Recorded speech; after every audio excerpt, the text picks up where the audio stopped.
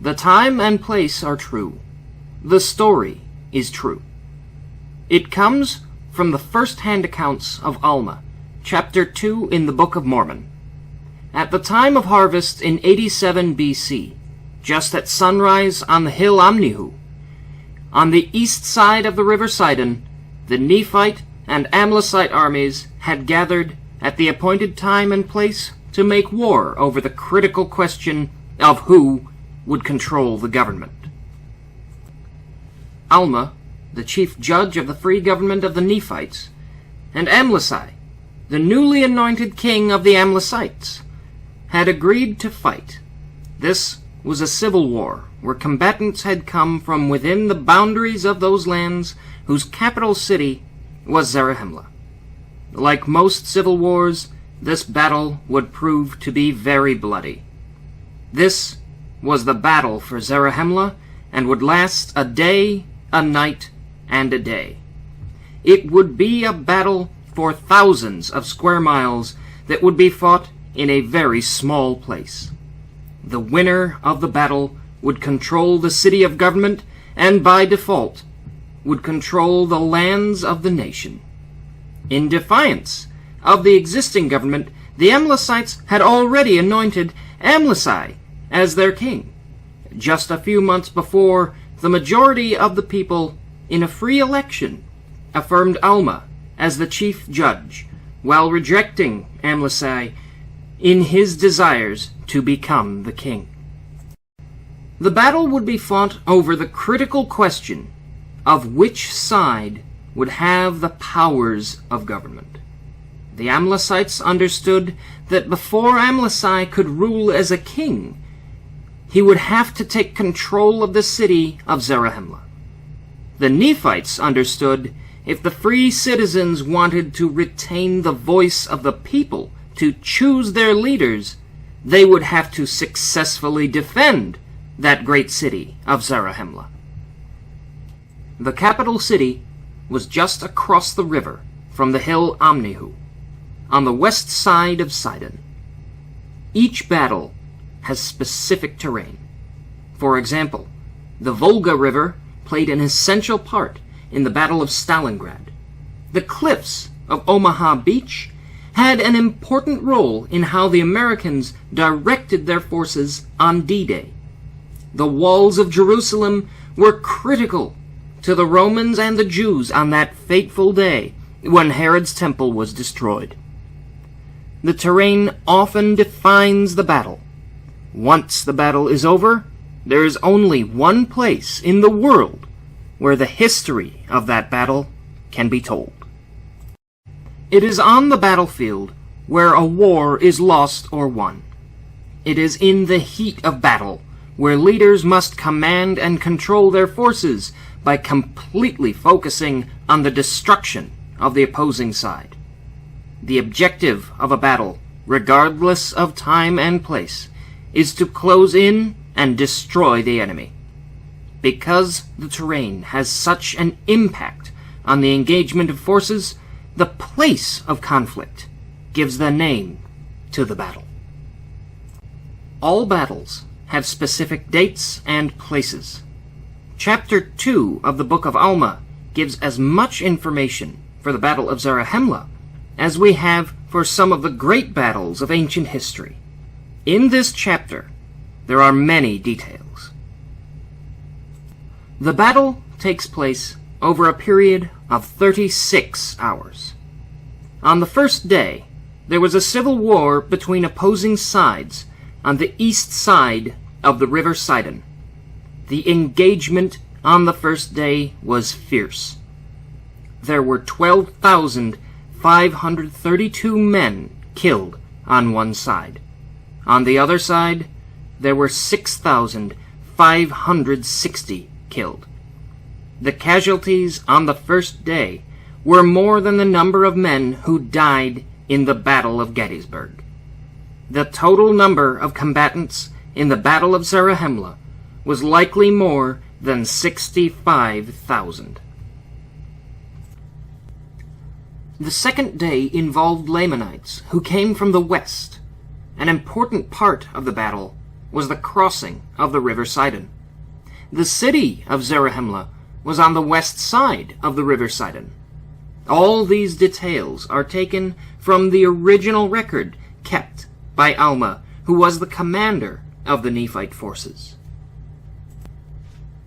The details are so clear.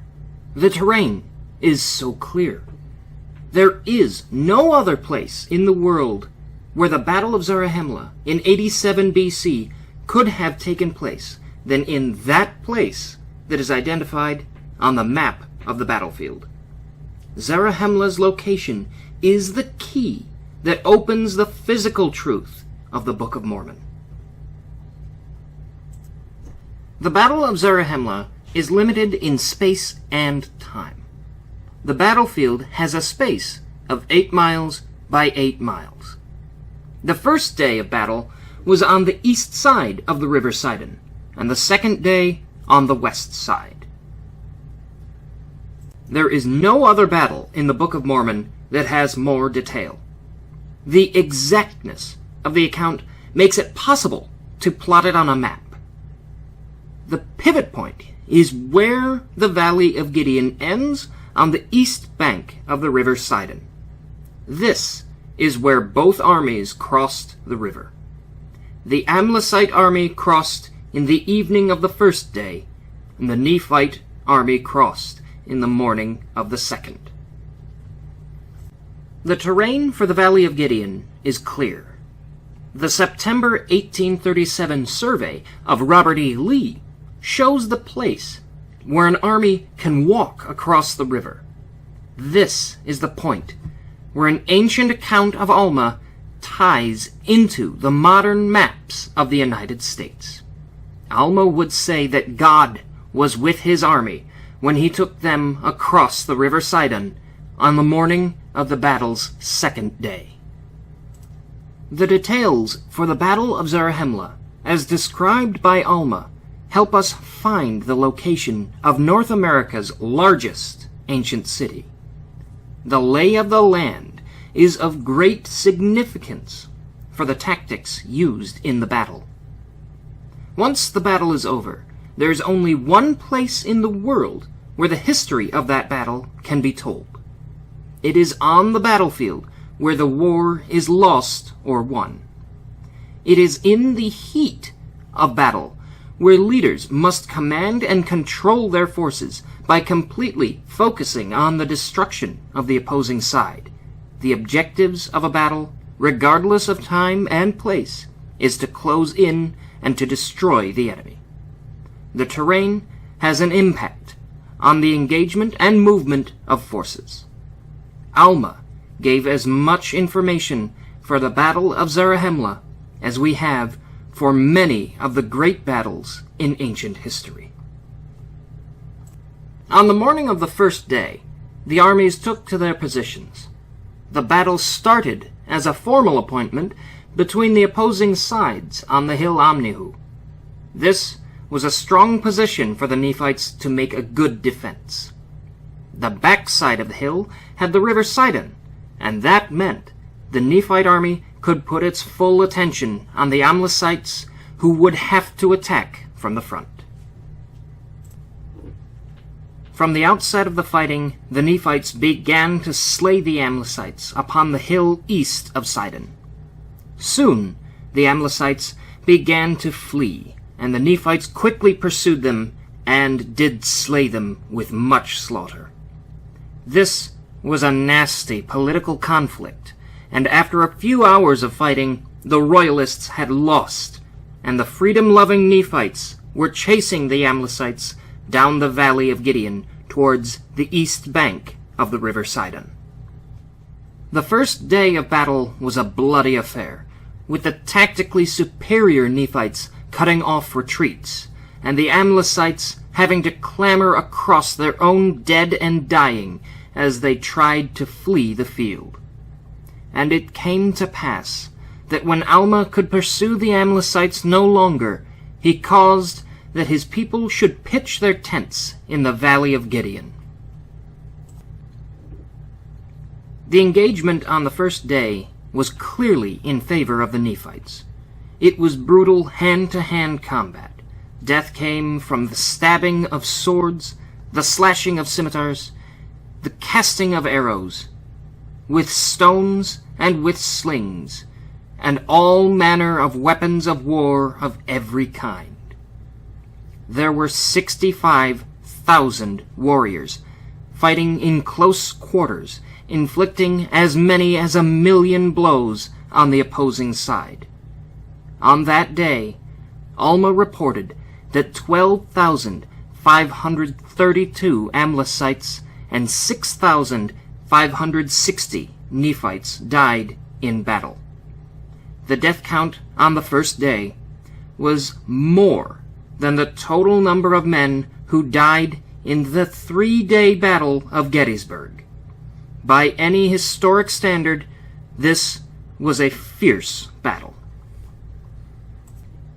The Valley of Gideon had strategic value because it was close to a crossing of the River Sidon. The valley was 5 miles long and was filled with the bodies of dead men.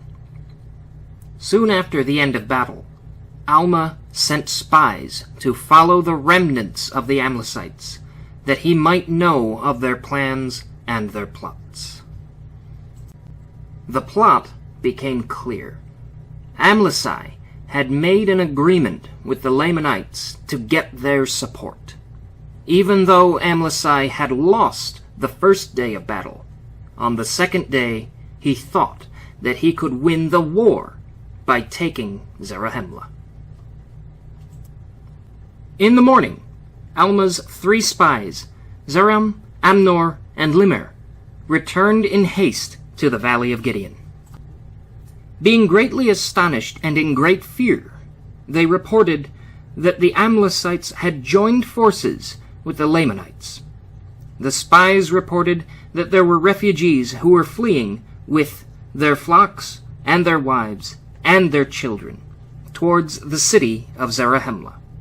Alma's army immediately understood that to protect their families who were within the walls of Zarahemla, they would have to move quickly across the River Sidon to fight not just the Amlicites, but also the Lamanites.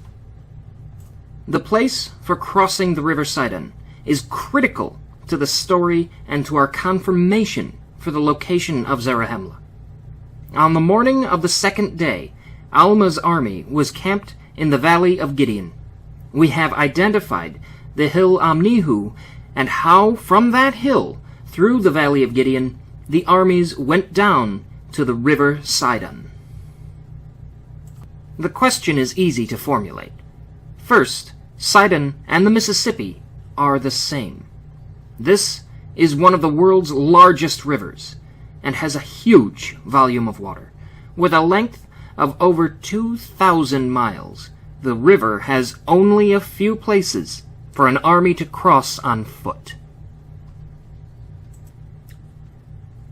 From the Valley of Gideon, downriver about 4 miles, is a river crossing that Robert E. Lee identified in his 1837 Des Moines Rapids survey. At river mile 369.5, there is a place of crossing where a horizontal limestone ledge is on the river's bottom. The limestone is nearly flat in its formation and goes across the width of the river.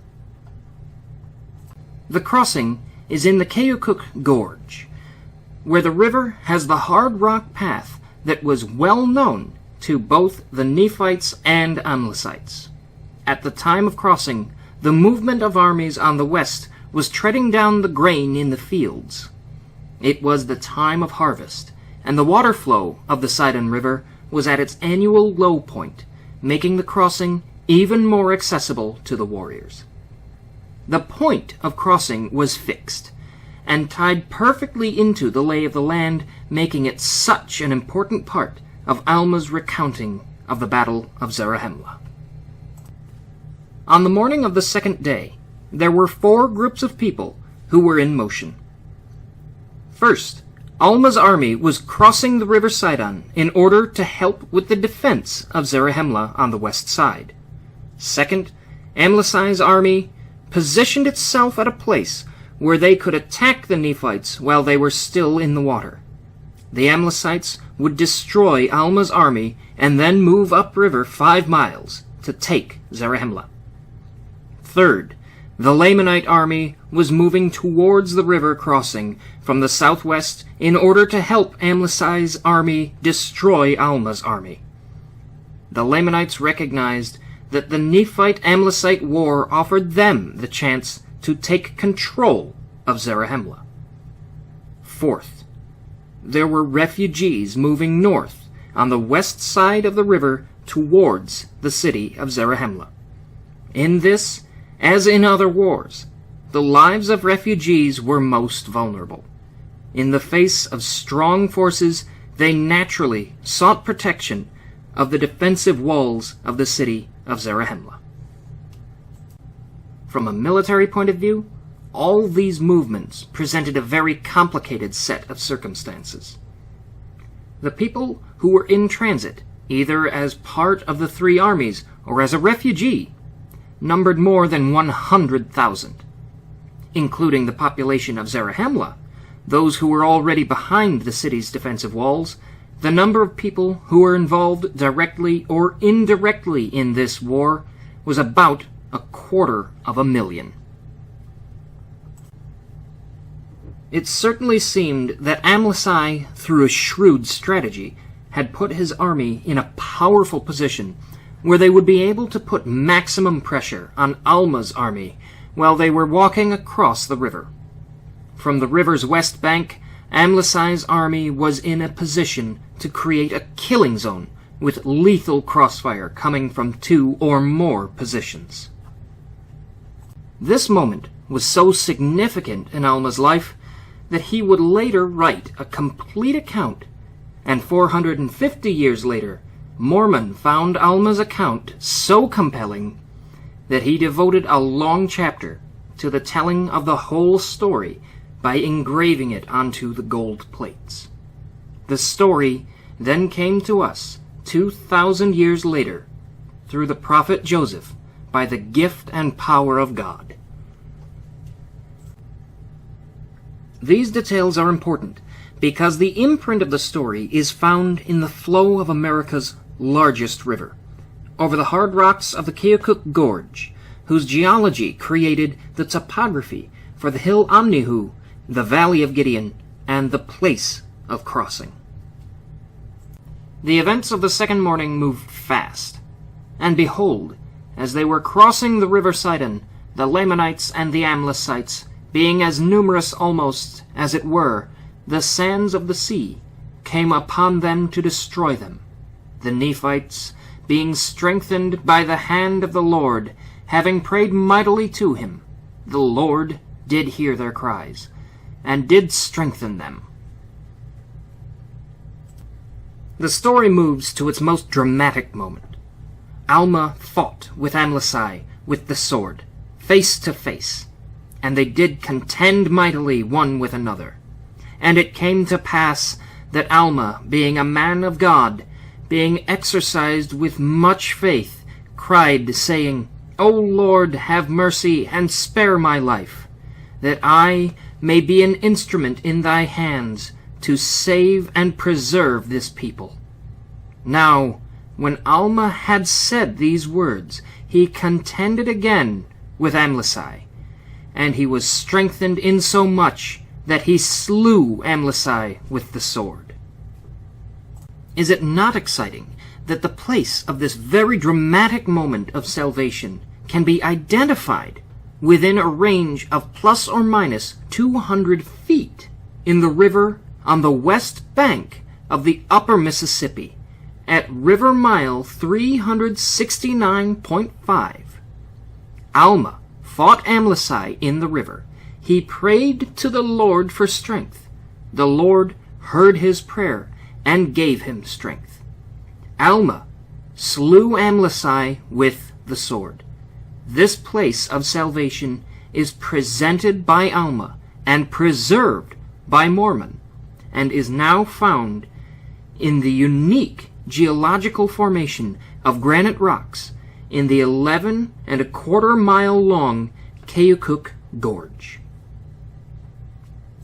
The rock formations allow us to orient the geography of Zarahemla to the place that God revealed in March of 1841 to Joseph Smith in section 125 of the Doctrine and Covenants.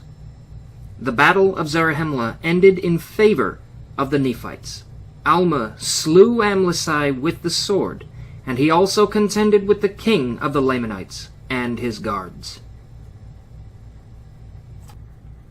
Then they cleared the ground on the west bank to finish the battle, that thereby his people might have room to cross and contend with the Lamanites and the Amlicites on the west side of the River Sidon. And it came to pass that when they had all crossed the River Sidon, that the Lamanites and Amlicites began to flee before them.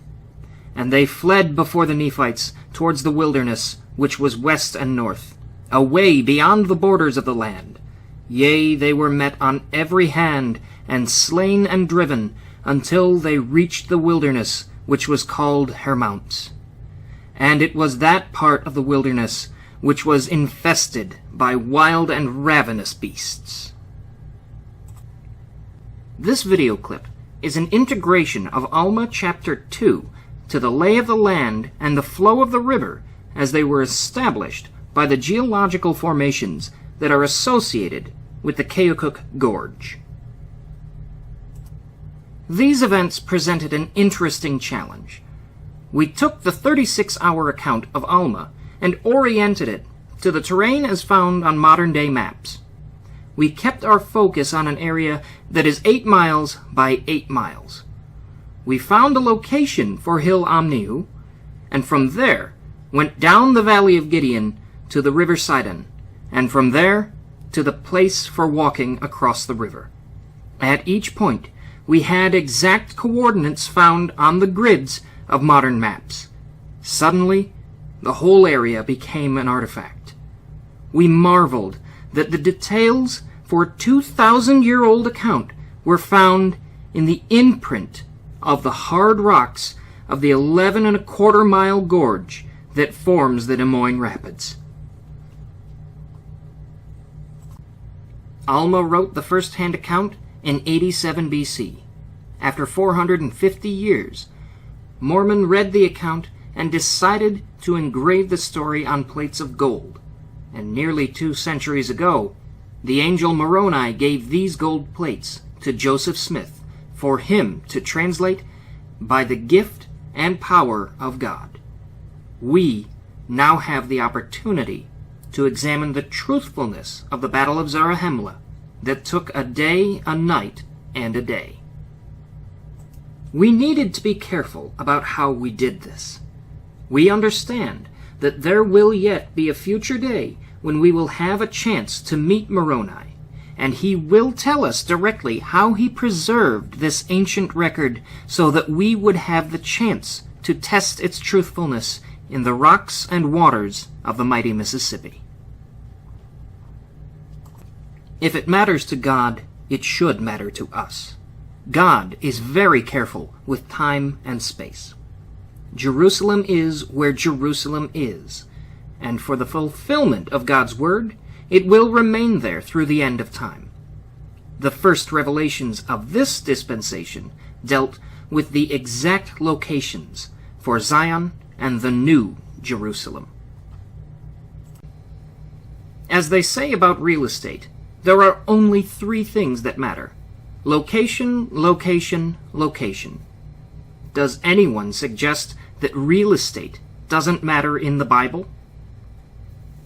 Christ shall rule and reign from the new Jerusalem, for out of Jerusalem shall go the word, and out of Zion shall go the law.